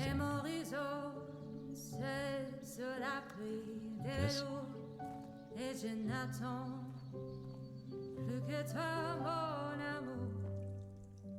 And over here is where I keep reviews of the Stanley Parable. Like this stunning triumph of games journalism, 10 out of 10 from Destructoid.com.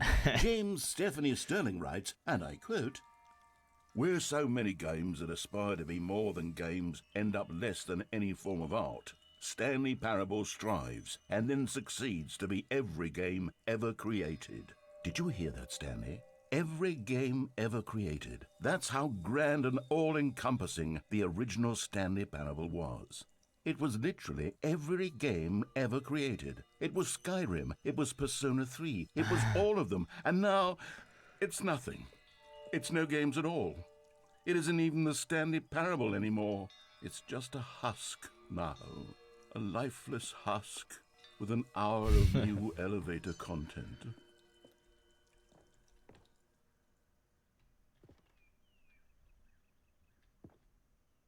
Minecraft? Ach stimmt, da habe ich mal ein Level.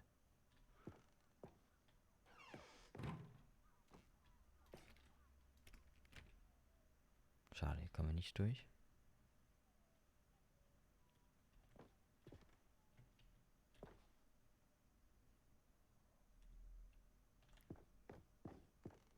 Sehr klein. Person of the Year.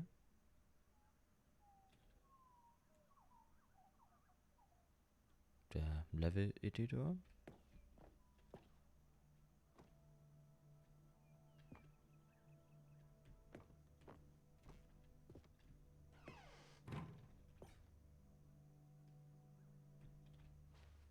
Ja. Das wird ja immer besser.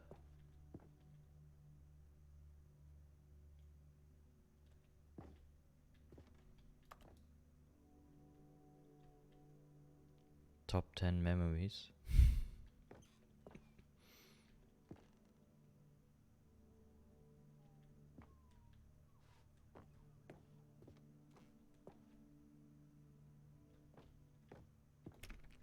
Okay, kommen wir nicht weiter. Here's another moving passage, this time from GameSpot.com. The Stanley Parable is both a richly stimulating commentary on the nature of choice in games and one that offers some of the most enjoyable, surprising, and rewarding choices I've ever been confronted with in a game. 9 out of 10. Don't you get it, Stanley? The game was perfect. It didn't need anything else. It didn't need new content. It just needed to be left alone, to spend the rest of time collecting dust in the hallowed hall of beloved video game memories.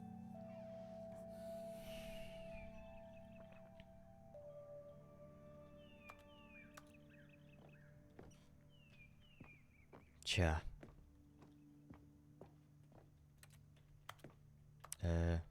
Darf ich hier mal durch?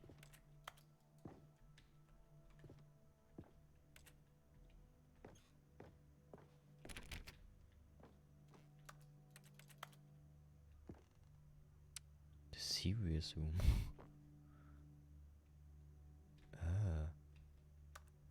Nee, da will ich halt auch nicht rein. These were simpler times, Stanley. But I wouldn't give to go back, to have it all over again. Oh. Wait, hang on. I don't recall this part of the memory zone before. What's this? What's down here?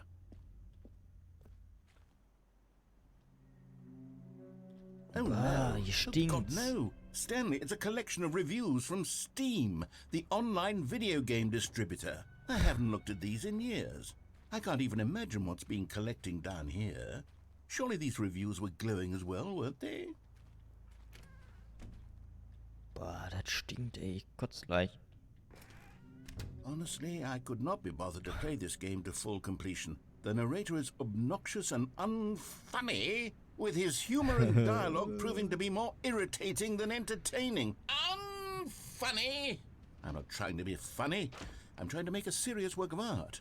I suppose I could write up a handful of gags to insert into the Stanley Parable, but the game is already such a densely layered web of profound philosophical insights that I can't even imagine where I'd have the room to stick them. Scheiße, ey. Jetzt wäre ja so eine Müllhalde gelandet.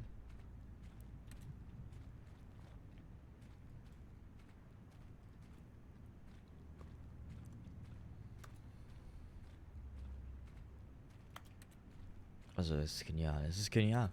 Es ist genial. Schlechte Bewertung.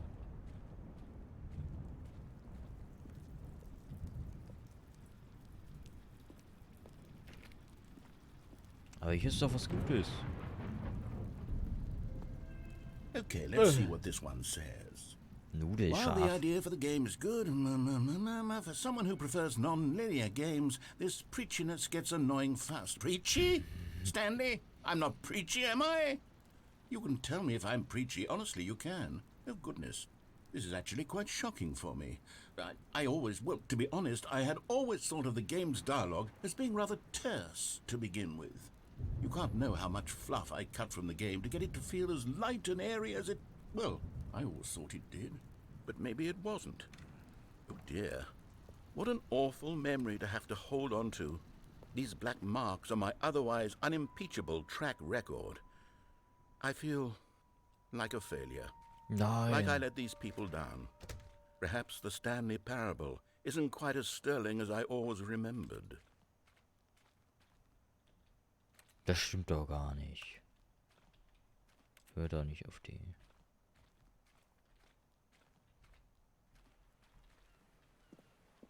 What's this one got to say?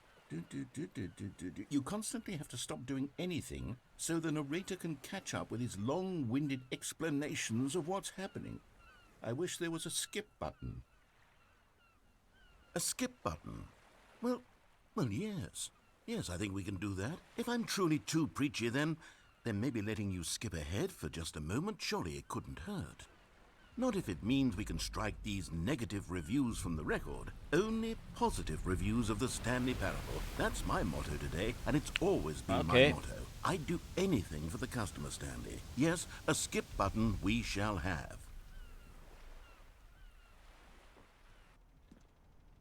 And here it is. Go ahead and give it a shot. I'll pop you forward in time so that the second my incessant droning starts to bore you, with just the push of a button, you'll have zipped right past it. It's what the players have been asking for, and I'm very proud to have delivered. No more listening to me rambling on and on and on. No. The Stanley Parable is a game for the people. And if the people want silence, then by goodness, that's what they're going to get. Well, don't sit around waiting for me to shut up. Go ahead and make me shut up. Here, we'll pretend that I've just begun an interminable monologue, and it goes something like this. The story and the choices, or what have you, and therefore by becoming it is, so on and so forth, until inevitably we all until the end of time, at which time everything all at once. So now you see, blah blah blah blah blah blah blah blah blah blah blah blah blah blah blah. We've eaten too much and it can't be just yet. No, until 245. That the logic of elimination working backwards, the deduction therefore becomes impossible to manufacture. It went on for nearly 10,000 years, until just yesterday, here and there, forward and back, and never a moment before lunchtime. It can't be. It's the only thing there is. How many billions left until so much more than forever ago? Which is why I say... The story and the choices, or what have you, and therefore by becoming it is, so on...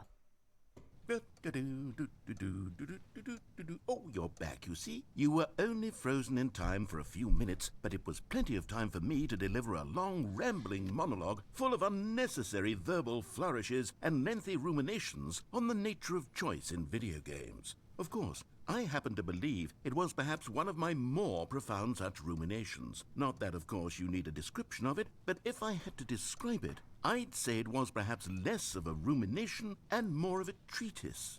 Or maybe a manifesto. Manifesto? Look, I'll outline it for you very briefly, and you can tell me what you think. Okay, so my theory is that any choice you've ever made is simply a series of choices made by the person who you are, or were, or will be at the time of having made said choice. That is to say, if by articulating a choice you've already made, you bring that choice into being, then by making no choice and saying nothing, are you not simply erecting in the sanctuary of time a monument to every person you've ever been, making every choice to which you've ever given your great gift of mortal and yet timeless thought?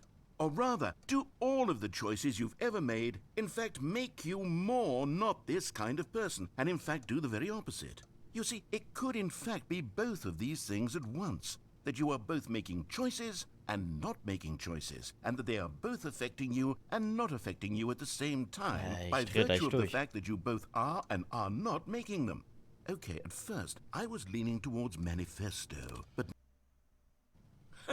Well there, sport. You really did catch me rambling on a bit, didn't you? But that's the power of the button. The minute I start to go off on a thoughtless display of self-absorption, it's right at your fingertips to go poof, and it's all over. Oh, I can't wait to see what Cookie 9 will say about this, and whether they'll edit the rating of their Steam review, or at least change some of the wording, perhaps. To be honest, I don't even know if one can change their review in the first place.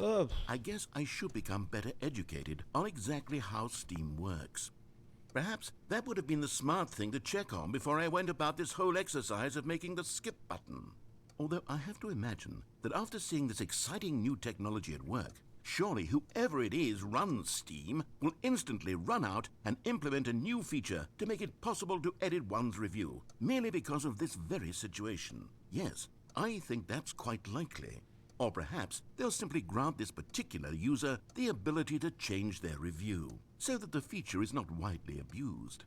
Look, I would even be okay with Steam altering this particular review so that it reads as something more beneficial. Something along the lines of, this game is the best game.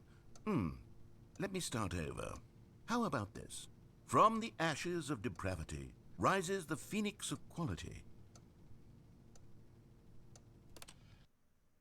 Okay, welcome back, Stanley. Now, I should say that the amount of time the button has been skipping through is becoming longer and longer. That last one was, well, I want to say maybe 30, 45 minutes. Oh, okay. It's not unendurable by any means, but it's, well, there's really only so much I can ramble on to myself about. I know, it's shocking, isn't it? But at any rate, I do suggest that we not press the button again.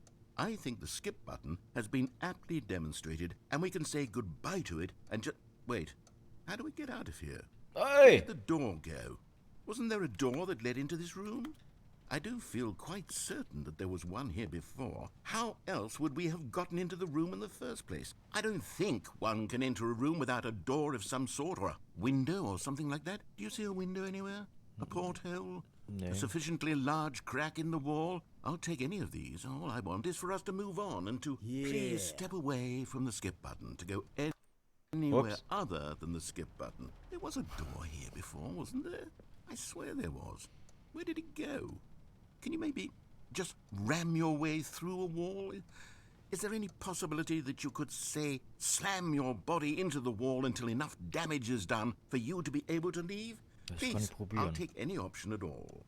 I'm asking you to work with me here. We need a door. We need a door of some kind. I can work with any kind of door as long as it can open and lead from one room to another. I'm going to step away for just a moment, and I'm going to try to find us a door. I don't know how exactly to remove a door and place it in a different wall, but I will find a way, I promise. You just need to not do anything. Don't press the skip button.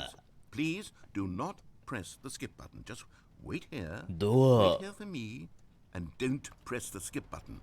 Got it? Yes, good. I'll be right back. Also wir suchen hier gerade eine Tür. Und wir haben sie jetzt noch nicht gefunden. Ja.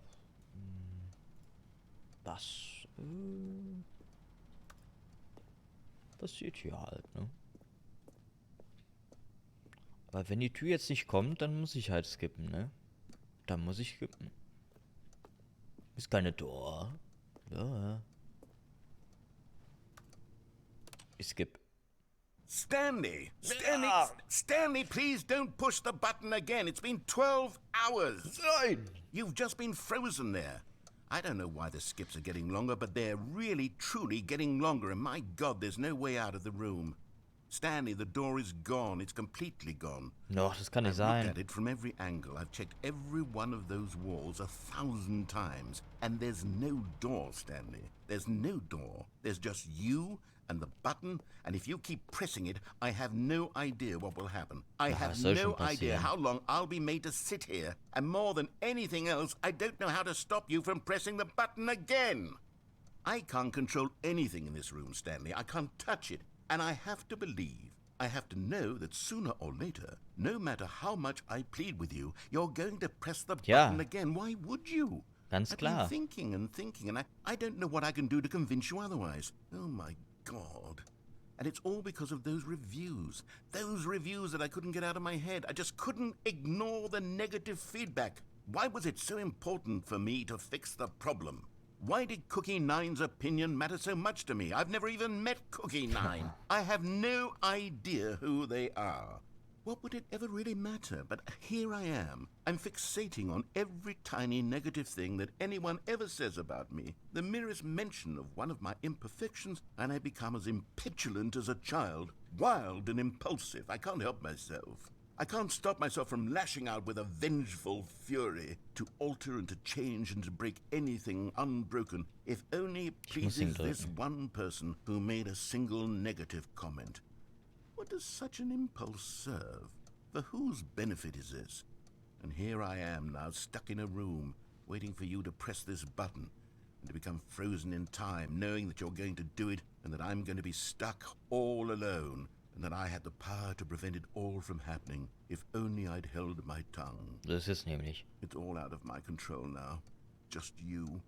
Just your decision Ich und der as to Knopf. exactly when you're going to make me suffer, to leave me all alone. Surely you will. I don't doubt it. Surely you'll press that button again, leaving me here. And surely you'll put your own desire to see what's next ahead of my need for company, for companionship. Surely eigentlich you'll auch nicht not be allein lassen, moved ne? by my Aber- howls of fitful anxiety that you sit with me and just stay here. Oh, no, no, no, I know you too well. You'll be leaving me again. Oh, my God. And it's all because of those reviews. Oh, Stanley, you're back. You're back. Oh, my goodness. I have Scheiße. someone to talk to again. Stanley, I think it's been a week. Or 2 weeks. I've been sitting here all that time. Just sitting here. Not a single person to speak with. And you'd think that that's just how it's always been, right? Me talking and you saying nothing. Would you think that it's exactly the same as always?